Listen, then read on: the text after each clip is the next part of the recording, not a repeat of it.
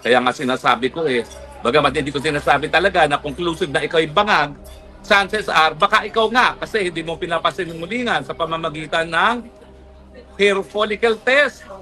Kaya ulitin ko po para na ako silang plaka, hair follicle test kung gustong pasinungalingan na ikaw ay bangag, di ba? At lahat kami matutuwa kung mapapatunayan na hindi ka bangag. Kasi malalaman namin na lahat ng iyong kapalpakan hindi pala dahil siya ikaw ay ba nagbangag kung hindi ka talaga ay wala kakayahang mamuno.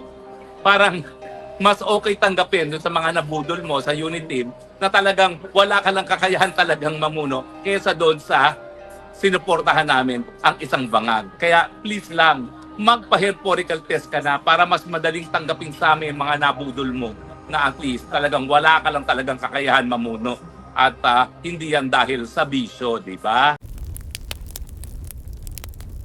Kahit anong sabihin ni Anse Claire, hindi na po niya mapaplanse ang lusot na yan at hindi na siya mapapatawad sa kahihiyan na ibinigay niya sa bayan pag nakumpirma po ang kanyang paggamit ng droga at yung kanyang papel doon sa pagpigil na pagkuha ng tulong para kay Paulo Tantoco. At ulitin ko po, bagamat tayo nakikiramay sa pamilyang Tantoco, sana po ipaglaban naman nila ang katarungan para sa kanilang namatay na kaanak.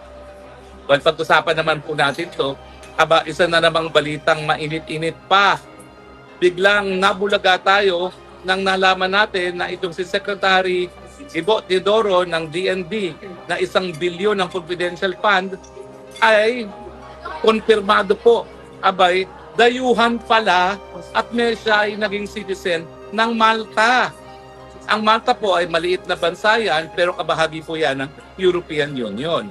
Ang depensa naman nitong si Ibo Teodoro, bago raw siya tumakbo kasama ko noong 2022 elections, at bago siya na talaga bilang kalihim ng Department of National Defense, ay i-give up na niya ang passport niya.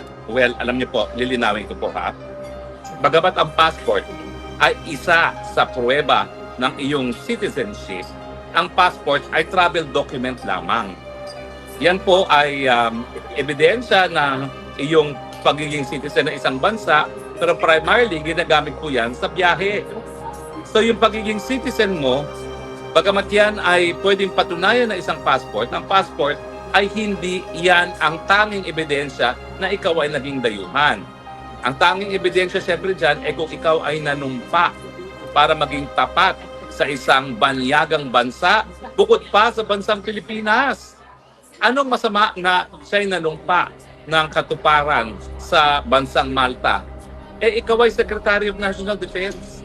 Palagi natin pinag-uusapan ang mainit na usapin ng West Philippine Sea, ang hidwaan ng Amerika at ang China, at kung saan papanig ang China. At alam naman natin, amboy ka, Secretary Ibo Teodoro. Ikaw ay sunod-sunuran sa mga Amerikano. At alam natin na ang pulisiya ng mga Amerikano at ng mga Europeans ay halos kapareho pagdating sa West Philippine Sea. Lahat sila, Amerikano, European, natatakot sa pagdating ng paglakas ng China at nais nilang pigilin ang paglakas ng China. Kaya lahat sila nagkakaisa na pagtulungan ng China. No? So, anong problema kapag ikaw ay Malta, citizen ng EU, at ikaw ay Secretary of National Defense? Well, kapag sinasabi ni Secretary Ibo Teodoro na kinakailangan pangalagaan ang soberanya ng Pilipinas at pangalagaan di umano ang international law, kaninong interes ang kanyang tinataguyod? Interes ba yan ng Pilipinas o interes ba yan ng European Union? After all, ako po, 2 beses nag-aral sa Amerika, 2 beses nagturo sa abroad. Sa Amerika po at sa England ako nag-aral at nagturo po ako sa Amerika at sa Singapore. Pero minabuti ko pong wag manumpa ng katuparan sa kahit anong banyagang bansa. Dahil hindi po pwede na magkaroon na ng 2 amo. You can only have 1 master. Iyan po ang aking paniniwala. Kaya bagamat meron tayong dual citizenship, para naman pagbigyan yung mga Pilipinong kababayan natin na nagkaroon ng bagong citizenship para lang sa kanilang hanap buhay, ang totoo po, pag ikaw'y manunungkulan sa gobyerno at ikaw ay itatalaga pang kalihim ng national defense, na national security ang pangunahing trabaho mo, kinakailangan isa lang ang amo mo. Hindi po pwedeng maraming amo. Dahil pag maraming amo, kaninong interes ang sinataguyod mo? So yung mga sinasabi ngayon ni Secretary Ibo Teodoro na kinakailangan tindigan ang China na ang banta ang China sa international security and peace ng ating rehiyon. Yan ba ay dahil siya ay Pilipino o dahil siya ay isang European na kumikilala ng katapatan sa European Union? Diba? Dahil alam niyo po, tayo lang naman sa Pilipinas ang nagpapagamit ng ating teritoryo sa mga Amerikano para sa mga kasundaluhang mga Amerikano. Tayo lang sa Pilipinas, dahil sunod-sunuran tayo sa Amerika, ang di nakikinabang sa bagong pagyaman ng China. Tignan nyo naman ang Thailand, tignan nyo ang Indonesia, tignan nyo ang Malaysia, tignan nyo kung gaano karaming damukal na dolyares ang ini-invest ng mga Chinong mga ngalakal at mga namumuhunan sa mga bansang Thailand, Indonesia, Malaysia at Vietnam, at ikumpira mo dun sa limos na binibigay nila sa Pilipinas. Ikumpira nyo yung milyon-milyong mga turista na dumarating galing sa China, sa Thailand, sa Indonesia, Malaysia at Vietnam, at tignan nyo, halos wala nang mga Chinong pumupunta sa Pilipinas. Bakit? Dahil nga inaaway natin ang China.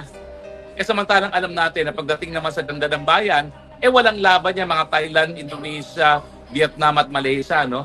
Pinakamagaganda po ang ating beaches. Pinakamagaganda ang ating mga tanawin. And yet, walang napupunta ng Chino. Bakit? Kasi si Marcos Jr., si Gobot Teodoro, tinatrato na kalaban ng China. At bakit naman pupunta ang mga Chino rito kung sa tingin nila, nagkakaroon ng peligro sa kanilang mga buhay sa pamamagitan ng pagbisita sa Pilipinas dahil tinuturing sila ng mga kalaban. O ngayon, ang tanong ko, kapag ikaw ay tinuturing mong kalaban ng China, sinong interes ang tinataguyod mo? Interes Pilipino o interes ng European Union? Kasi kung interes ng Pilipino ang tinataguyod mo, ang dapat na inaatupag mo, ano ang magbibigay ng mas maraming pagkain sa kapagkainan ng mga Pilipino? Hindi ba yung mga kapital na po pwedeng dali ng China, yung mga turista na po pwedeng maging dahilan na magkaroon ng napakadaming hanap buhay dito sa Pilipinas? Yan ay magbibigay ng mas maraming pagkain sa pagkainan ng mga Pilipino at dapat yan ang ating atupagin.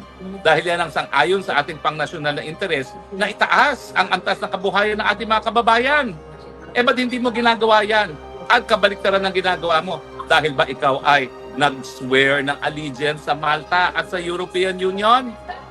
Ano ba yan? Wala naman nagpilit sa iyo na kumuha ng multi-citizenship. In fact, walang dahilan para kumuha ka ng multi-citizenship. Wala naman naghahabol sa iyo. Dahil mula nung nanalo iyong pinsan, si Marcos Jr., hindi ka naman po pwede magpanggap na ikaw ay inaapi at kinakailangan mo ng fallback kung ikaw ay apihin sa Pilipinas. Nung panahon naman ni Presidente Duterte, ilang beses kita nakita sa Davao. Isa ka sa pinakasipsip kay Tatay Digong. At matapos na maging presidente ang Tatay Digong at kinidnap sa dahig, hindi ko maintindihan, sa kabila na yung kasipsipan kay Tatay Digong, isa ka pang naging promotor at taga-implement ng pag-nidnap kay Tatay Digong. Ano ba yan? Ang taas ng respeto ko sa iyo Dahil number 1 ka sa bar, number 1 ka sa klase mo sa UP Law, bagamat hindi tayo magka-batch, no? Pero bakit ganun? Bakit wala kang katapatan doon sa sinipsipan mong presidente? Di ba? Ilang beses na madaling araw na ikaw inaabot dyan sa Davao, nakikipag-inuman kay Tatay Digong. At proud na proud mong sinasabi na naging kliyente mo si Tatay Digong.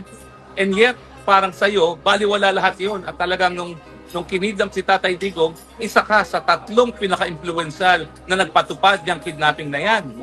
Tapos malalaman namin ngayon, ikaw pala ay kumuha ng ibang citizenship bukod sa Pilipinas. Anong dahilan mo? Nung panahon ni Tatay Digong, sip-sip ka. Wala namang dahilan para ikay kumuha ng asylum o para maniguro sa pamamagitan ng pagkakaroon ng pangalawang citizenship. Tapos naging presidente ang iyong pinsan na si Marcos Jr., lalong wala kang dahilan. Nung panahon ni Noynoy Aquino, wala ka rin dahilan. Bakit? Kamag-anak mo rin si Noynoy Aquino. Diba? Maski hindi magkakampi sa politika ang iyong tiyuhin na si Danding at si Cory, magkakadugo pa rin kayo. Hindi naman makukuha na magkakadugo na ikaw ay pakulungin. Diba? So sa tingin ko, wala talagang dahilan. Walang banta sa buhay mo para ikaw ay kumuha ng pangalawang citizenship. Other than, ayaw mo lang talagang maging Pilipino. Pues, kung ayaw mo maging Pilipino, huwag kang manungkulan. Ganun lang yun. Ako nga Bagamat tayo kumukuha ng asylum sa Netherlands, talagang linilinaw ko po, hindi ko itatakwil ang aking pagiging Pilipino. Kung ako ay i-require sa asylum proceedings na ipatakwil ko ang pagiging Pilipino, hindi ko na po itutuloy yan.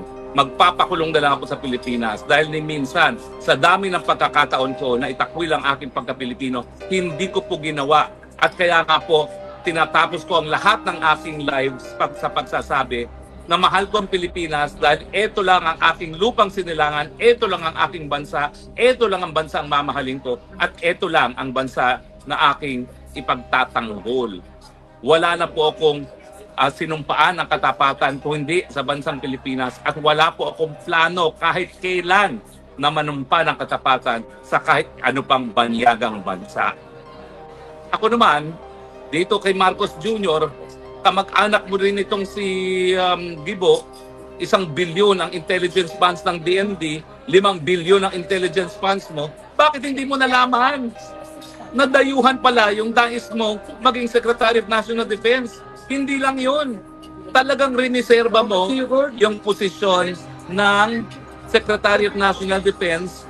Kay Gibo Teodoro, inantay mo siya hanggang matapos yung kanyang election ban para italagang Secretary of National Defense. And yet, hindi mo alam na dayuhan siya. Yan kasi kung ano-anong inaatupag mo. Kaya nga sinasabi ko bagamat hindi ko sinasabi talaga na conclusive na ikaw ay bangag, chances are, baka ikaw nga kasi hindi mo pinapasimulingan sa pamamagitan ng hair follicle test. Kaya ulitin ko po para na ako silang plaka, hair follicle test kung gustong pasinungalingan na ikaw ay bangag, di ba? At lahat kami matutuwa kung mapapatunayan na hindi ka bangag. Kasi malalaman namin na lahat ng iyong kapalpakan hindi pala dahil siya ikaw ay bangag kung hindi ka talaga ay walang kakayahang mamuno.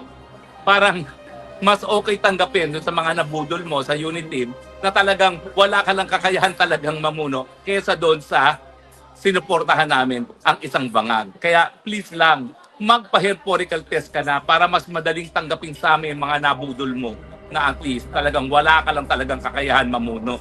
At hindi yan dahil sa bisyo, di ba? Ay, nako, buhay-buhay nga naman. Tayo move on na tayo na dahil natanggap na naman natin ang budol tayo. At ngayon, kinakailangan lang tayo manindigan na hindi na tayo papayag na salawlain ang ating bayan na mga tao na wala sa tamang pag-iisip. So ngayon, ulitin ko po itong kumpirmasyon na si Paulo Tangtoco ay namatay sa cocaine overdose, kinakailangan sagutin.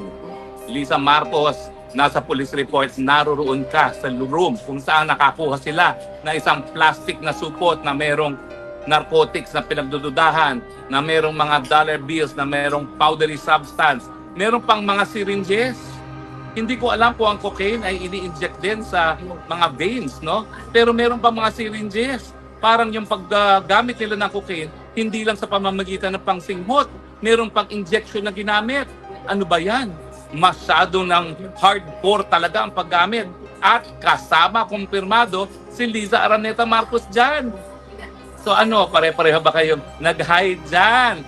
Sumagot ka! Kaabogada mong tao, huwag kang magsinungaling. Nakakahiya ka sa profesyon pag ikay magsinungaling. Nakakahiya na nga kung ikaw ay drug user, lalo pang nakakahiya kung ipagtatago mo pa yan. Dahil at least ngayon, pwede kang magpagamot at pwede mong isalba ang bayan kapag aaminin mo na ang bisyo ay hindi lang nasa iyo, kundi pati sa iyong asawa. Oh, yan ang redeeming factor mo bilang isang abogado. Aminin at hikayatin ng iyong asawa magpagamot, sabay na kayo, mag-couples therapy kayo kung kinakailangan. Oh, pero